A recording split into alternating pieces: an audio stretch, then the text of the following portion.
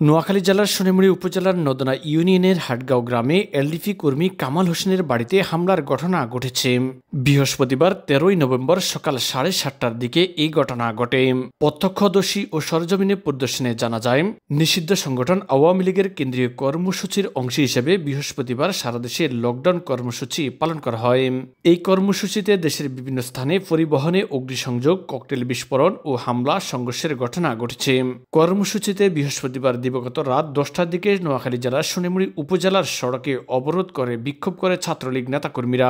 সকাল 7টার দিকে 5টি মোটর সাইকেল যোগে 10 থেকে 15 জন সন্ত্রাসী দেশীয় অস্ত্রশস্ত্র নিয়ে হাটগাঁও গ্রামের ওয়াজিদ ব্যাপারী বাড়ির মৃত সালে আহমেদের ছেলে ও এলডিপি কর্মী কামালের বাড়িতে হামলা চালায়।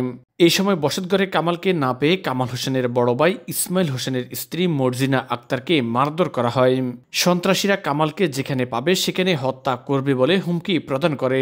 এই সময় বেশ কয়েকটি ককটেল বিস্ফোরণ ঘটিয়ে আতঙ্ক সৃষ্টি করে হামলাকারীরা। ইসমাইল হোসেন দীর্ঘদিন থেকে এলডিপির রাজনীতির সাথে জড়িত ছিল। বড় ভাইয়ের অনুপ্রেরণায় 2017 সালে এলডিপিতে যোগদান করে কামাল হোসেন। 2018 সালে সন্ত্রাসীরা ইসমাইল হোসেনকে গুম করে। এরপর থেকে কামাল হোসেন পালিয়ে বেড়াচ্ছেন।